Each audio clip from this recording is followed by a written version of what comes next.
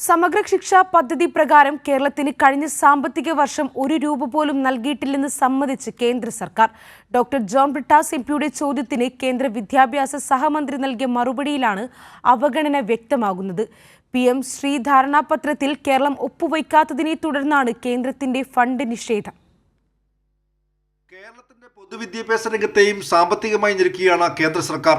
ദേശീയ വിദ്യാഭ്യാസ നയത്തെ ചൊല്ലിയുള്ള തർക്കവും PM ശ്രീ ധാരണാപത്രത്തിൽ കേരളം ഒപ്പുവയ്ക്കാത്തതിനുള്ള പ്രതികാരവും തീർക്കുന്നത് കേന്ദ്ര ഫണ്ടുകൾ നിഷേധിച്ചുകൊണ്ടാണ്. സമഗ്ര ശിക്ഷാ പദ്ധതിക്കായി നൽകേണ്ട തുക സംബന്ധിച്ച് ഡോക്ടർ ജോൺ ബ്രിട്ടാസ് എംപിയുടെ ചോദ്യത്തിന് നൽകിയ മറുപടിയിലാണ് കേന്ദ്ര അവഗണന വ്യക്തമാകുന്നത്. കഴിഞ്ഞ വർഷം 37,000 കോടി രൂപ വകയിരുത്തിയ പദ്ധതിയിൽ കേരളത്തിന് ഒരു രൂപ പോലും നൽകിയിട്ടില്ലെന്ന് കേന്ദ്ര വിദ്യാഭ്യാസ സഹമന്ത്രി പങ്കജ് ചൗധരി നൽകിയ മറുപടിയിൽ സമ്മതിക്കുന്നു. ദേശീയ വിദ്യാഭ്യാസ നയത്തെ എതിർക്കുന്ന കേരളം, തമിഴ്നാട്, ബംഗാൾ സംസ്ഥാനങ്ങൾക്കും തുക അനുവദിക്കാതെ തടഞ്ഞുവച്ചിരിക്കുകയാണ്.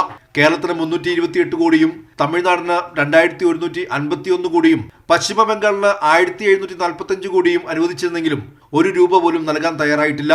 അതേസമയം BJP ഭരിക്കുന്ന ഉത്തർപ്രദേശിന് 4,487 കോടി രൂപ കേന്ദ്രം ഇതിനകം നൽകി കഴിഞ്ഞു. SSSA ഫണ്ട് നിഷേധിക്കുന്നത് വഴി സംസ്ഥാനത്തെ പ്രൈമറി മുതൽ 12ാം ക്ലാസ് വരെയുള്ള സ്കൂളുകളുടെ വികസന പദ്ധതികളെയാണ് കേന്ദ്രം ഇല്ലാതാക്കുന്നത്. വിദ്യാഭ്യാസ രംഗത്തെ ശക്തിപ്പെടുത്താനുള്ള ശ്രമങ്ങളെ പിന്തുണയ്ക്കുന്നതിന് പകരം സംസ്ഥാനങ്ങൾക്ക് പിഴ ചുമത്തുന്ന സമീപനമാണ് കേന്ദ്രം സ്വീകരിക്കുന്നതെന്ന് ഡോക്ടർ ജോൺ ബ്രിട്ടാസ് MP വിമർശിച്ചു. എല്ലാ മേഖലയിലും വിഹിതം വെട്ടിക്കുറയ്ക്കുകയും തടയുകയും ചെയ്യുന്ന കേന്ദ്ര സർക്കാർ കുട്ടികളുടെ വിദ്യാഭ്യാസ മേഖലയിലും ആവർത്തിച്ചു എന്നതാണ് ഏറെ ഗുരുതരം. കൈരളി ന്യൂസ്, ദില്ലി.